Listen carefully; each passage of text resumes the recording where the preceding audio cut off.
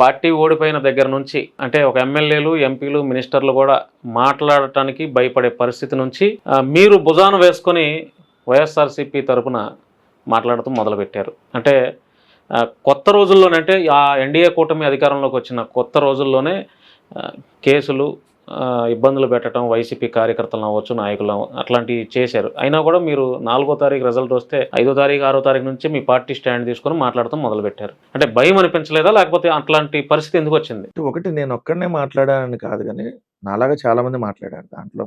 నేనేదో ఇదనేం కాదు. కాదు మీరన్న ఎమ్మెల్యేలు, ఎక్స్ ఎమ్మెల్యేలు అంటే ఎమ్మెల్యేలు తక్కువ అనుకోండి. ఇప్పుడు అందరూ ఎక్స్ ఎమ్మెల్యేలు మ్యాక్సిమం. ఎక్స్ ఎమ్మెల్యేలు, ఎక్స్ మినిస్టర్లు అన్నప్పుడు ఏంటంటే వాళ్ళ మీద ఇంకా వేధింపులు ఎక్కువ ఉంటాయి కదా. సో జనరల్‌గా వెంకటరెడ్డి మీద కంటే వాళ్ళ మీద ఎక్కువ వేధింపులు ఉంటాయి. సో ప్రభుత్వంలో వాళ్ళు భాగస్వామిగా ఉన్నారు కాబట్టి నేను పార్టీలోనే భాగస్వామిగా ఉన్నా, గవర్నమెంట్‌లో ఉన్నా కూడా. సో ఏంటంటే నా మీద తక్కువ ఉంటాయి. బట్ నా మీద కూడా కేసు పెట్టినటువంటిది ఉంది. 7వ తారీఖు ఎఫ్ఐఆర్ కట్టారు. 9వ తారీఖు పోలీసులు వచ్చారు, నోటీసులు ఇచ్చారు. తర్వాత స్టేషన్ బెయిల్ వచ్చింది ఒంగోలుకు సంబంధించి. ఒంగోలు ఎమ్మెల్యే వాళ్ళ తమ్ముడు పెట్టాడు. సో అదేం లేదు, నేను ఒకటి బలంగా నమ్ముతా, ఓటమి గెలుపనే సహజం. ఇప్పుడు మనం పగలు ఇంటర్వ్యూ చేస్తున్నాం, మళ్ళీ సాయంత్రం అయిపోయింది, చీకటి పడుతుంది. మళ్ళీ రేపు పొద్దున మీరు ఇంకోళ్ళు ఇంటర్వ్యూ చేస్తారు. సో మళ్ళీ రేపు రాత్రి అయింది. సో మనం ఎగ్జామ్ లో కూడా పాస్ అవుతాం, ఫెయిల్ అవుతాం. సెమిస్టర్ ఎగ్జామ్ లో పాస్ అవ్వచ్చు, సబ్జెక్ట్ మిగలొచ్చు, మళ్ళీ దాన్ని రెక్టిఫై చేసుకుంటాం, పాస్ అవుతాం. సో రాజకీయాల్లో ఉన్నప్పుడు మనం ఏ పార్టీలో ఉంటే ఆ పార్టీ ఖచ్చితంగా న్యాయం చేయాలి. సో అది బేసిక్ పాయింట్కి వెళ్ళాలి. నేనైతే ఏ పార్టీ వేరే పార్టీ అనేం లేదు. నేను భవిష్యత్తు ఉంటుందా లేదా, లేదంటే నాకు భవిష్యత్తు కావాలా, అవసరమా లేదా, అసలు ఇన్ని నాకు ఆలోచనే లేదు. నేను జగన్మోహన్ రెడ్డి గారి అభిమాని. నువ్వు వైఎస్ఆర్ కాంగ్రెస్ పార్టీ నాయకుడిగా ఉండాలని కోరుకుంటున్నావా, జగన్ గారి అభిమానిగా ఉండాలని కోరుకుంటున్నావు అంటే నేను జగన్ గారి అభిమానిగానే ఉండాలని కోరుకుంటా. నేను బతికినా సంబంధం లేదు, బతికినా చచ్చినా జగన్మోహన్ రెడ్డి గారి అభిమానిగా ఉండాలని కోరుకుంటా. పదమే ఉంటుంది అన్న, వాళ్ళు రావచ్చు, రేపు పొద్దున పోవచ్చు. ఇప్పుడు మీరు ఈ పొజిషన్ లో ఉన్నారు, కొంచెం మళ్ళీ అప్గ్రేడ్ అవ్వచ్చు. అదే రోజుల్లో కొన్ని ఉండొచ్చు, కొన్ని సమయాల్లో ఏమన్నా ఫెయిల్యూర్ వచ్చినప్పుడు కొంత మళ్ళీ డౌన్ కావచ్చు, మళ్ళీ అప్ కావచ్చు.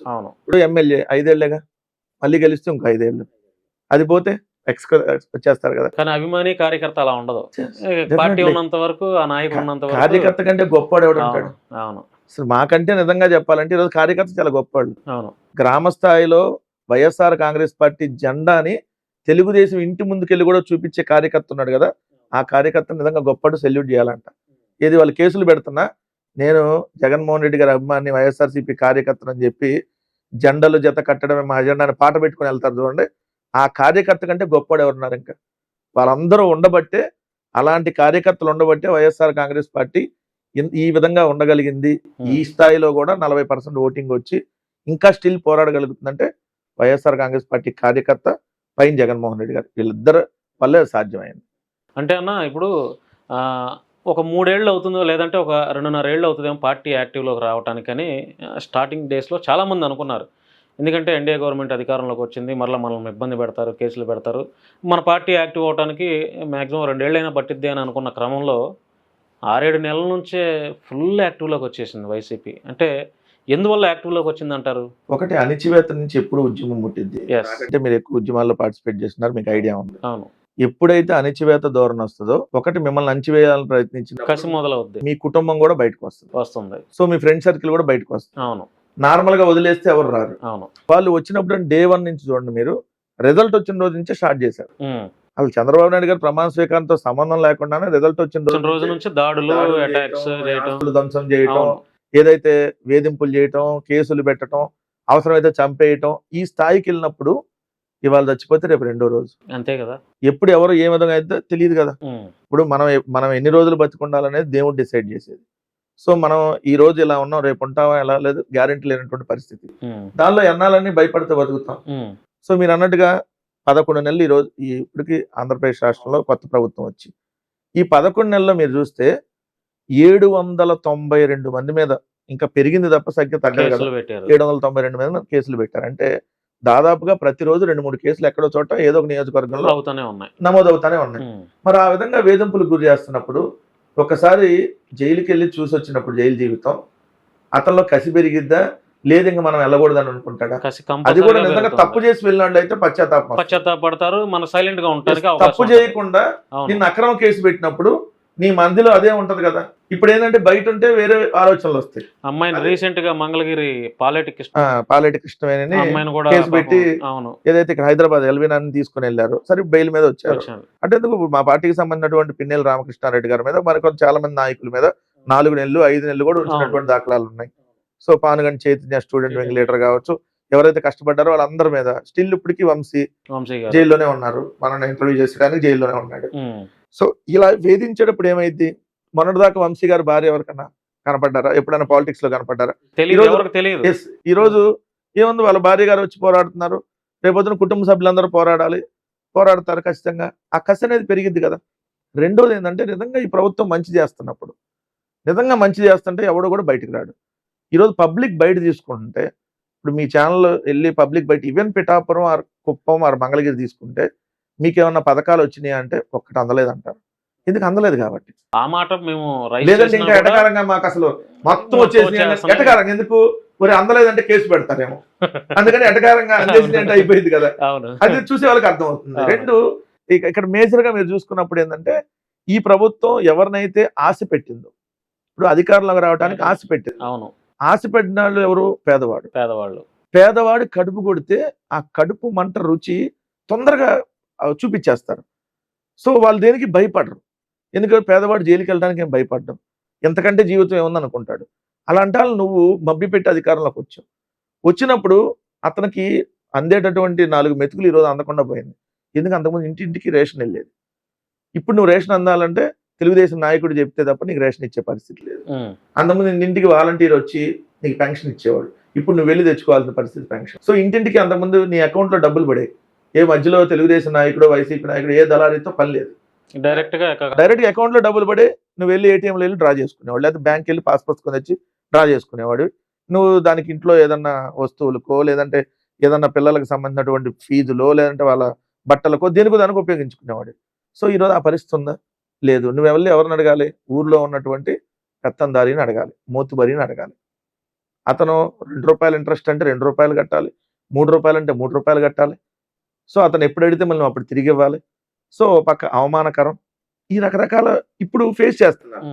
అంటే ఎప్పుడైనా దగ్గరుండి తినిపించినప్పుడు అమ్మ విలువ ఎప్పుడు తెలిసిద్ది? మన అమ్మ మన నుంచి దూరం అయినప్పుడు తెలిసిద్ది. మన అమ్మ మన పక్క నుండి, అరే ఏంటి లేట్గా వచ్చావు, తొందరగా తిను, ఇది ఇంకొంచెం ఎక్కువ తిను అన్నప్పుడు మనకు ఆ విలువ తెలియదు. ఎవరికైనా, నీకైనా నాకైనా. రోజు ఉండే అమ్మాయి కదా. అదే అమ్మ 1 సంవత్సరం దూరం అయింది అనుకోండి, ఇక్కడ మనకు అందట్లేదు అనుకోండి, ఆ అమ్మ ప్లేస్ లో చూసుకునే వాళ్ళు ఎవరు లేరు అనుకోండి, అమ్మ ప్లేస్ లో చూసుకునే భార్య వస్తే మనకు ఆ ఇబ్బంది తెలియదు, లేదా అమ్మ ప్లేస్ లో ఎవరన్నా చూసుకోవడానికి వస్తే మనకు తెలియదు. ఎవరు లేనప్పుడు ఏమైంది?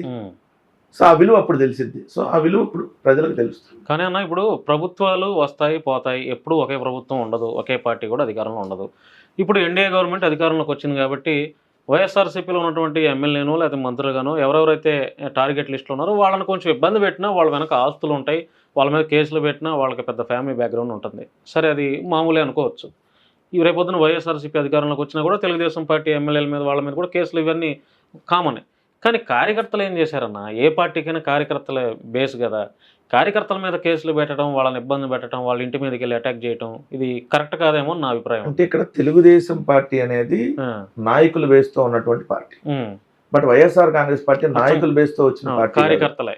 ఎందుకు మీకు దానికి ఎగ్జాంపుల్స్ అనేక రకాలుగా మనం చెప్పాలి అని అంటే, జగన్మోహన్ రెడ్డి గారు కాంగ్రెస్ పార్టీకి రాజీనామా చేసే సమయంలో నాతో వస్తే కష్టాలు ఉంటాయి, నాతో వస్తే నష్టాలు ఉంటాయి, దయచేసి ఎవరు రాకుండా అని చెప్పాడు. ఆయన చెప్పిన వర్డ్స్, ఏ నాయకుడైనా నేను పార్టీ పెడుతున్నా, నా అమ్మటి రండి, మనకు అన్యాయం జరిగింది, మనం తిరుగుబాటు చేద్దామని ఏ నాయకుడైనా చెబుతాడు. కానీ జగన్మోహన్ రెడ్డి గారు చెప్పిన వర్డ్స్ ఇది హిస్టరీలో ఎప్పుడు రిపీట్ అయ్యే వర్డ్స్. ఏ రాజకీయ పార్టీ నాయకుడైనా ఓ రాజకీయ పార్టీ పెట్టేటప్పుడు కానీ, ఓ రాజకీయ పార్టీకి రాజీనామా చేసినప్పుడు, నాతో దయచేసి ఎవరు రావద్దు, నాతో వస్తే మీరు ఇబ్బంది పడతారు, మీరు ఇబ్బందులు ఎదుర్కొంటారు, కష్టాలు నష్టాలు ఎదుర్కోవాలని డిసైడ్ అయితేనే రండి అని ఎవరన్నా నాయకుడు చెప్పిన దాఖలాలు ఉన్నాయి. సో కానీ ఆ రోజు చాలా మంది నాయకులు ఫస్ట్ లో రాలా, కొంతమంది వచ్చారు, వచ్చిన వాళ్ళు ఇప్పటికీ స్టిల్ కొనసాగుతున్నటువంటి వాళ్ళు ఉన్నారు. సో కానీ ఆ రోజు నిలబడింది ఎవరు? కార్యకర్తలు. ఆ రోజు ఆ కార్యకర్తలు రాజశేఖర్ రెడ్డి గారిని చూసి, రాజశేఖర రెడ్డి గారు వాళ్ళ లబ్ధి పొందినటువంటి కార్యకర్తలు ఎవరైతే ఉన్నారో వాళ్ళందరూ జగన్మోహన్ రెడ్డి గారు వెంట నడిచారు. తర్వాత జగన్మోహన్ రెడ్డి గారి నాయకత్వం చూసిన తర్వాత, ఎస్ రాజశేఖర రెడ్డి గారి కంటే 10 అడుగులు ముందుకేస్తాడు, ఇంకా ధైర్యంగా పోరాడగలిగినటువంటి నాయకుడు, ఎక్కడా కాంప్రమైజ్ గారు, ఇంకేదైనా రాజశేఖర రెడ్డి గారు పోనీలే అవతలాడు అని చెప్పి ఏమైనా క్షమించి వదిలేస్తాడేమో. సో తప్పు చేస్తే ఎవరిని కూడా వదలడు అనేటటువంటి కార్యకర్తలు బలంగా ఉంది. అందుకని మీకు ఈరోజు ఆ కార్యకర్తలు నిలబడ్డారు. నిలబడినటువంటి కార్యకర్తల్ని అణిచివేయాలంటే ఏం చేయాలి? కేసులు పెట్టాలి. కేసులు పెడితే ఏం చేస్తారు? పెట్టినా కూడా ఆగట్లేదు మీ కార్యకర్తలు. వాళ్ళకి అది అర్థం కావట్లేదు. ఇప్పుడు ఆ కార్యకర్తలు వాళ్ళు ఏమనుకుంటున్నారు, వైఎస్ఆర్ కాంగ్రెస్ పార్టీకి బలం ఏంటి? మెయిన్ మీడియా లేదు, ఎక్కువ పత్రికలు ఏం లేవు, ఉంది ఓన్లీ ఒక సాక్షి. సో మిగిలిన పత్రికలు లేవు, మిగిలిన టీవీ ఛానల్స్ లేవు. వాళ్ళకి మెజారిటీ యూట్యూబ్ ఛానల్స్ అన్ని వాళ్ళ ఆధ్వర్యంలోనే ఉన్నాయి. అవును. రకరకాల ఫేస్బుక్ పేజీలు, ఇన్స్టాగ్రామ్, ట్విట్టర్ పేజీలతో వాళ్ళు ఏదైతే దుష్ప్రచారం ఉంది. ఇక్కడ బలంగా నిలబడేది ఎవరు? సోషల్ మీడియా కార్యకర్తలు, గ్రామ స్థాయిలో ఉండేటటువంటి కార్యకర్తలు. వీళ్ళ మీద కేసులు పెడితే వీళ్ళు కొన్ని రోజులు కనపడకుండా ఉంటారు కదా. కొన్ని రోజులు అయిపోయిన తర్వాత జైలు నుంచి బయటకు వచ్చినా మళ్ళీ జైలు నుంచి బయటకు వచ్చి ఎమ్మని పెట్టలేరు కదా.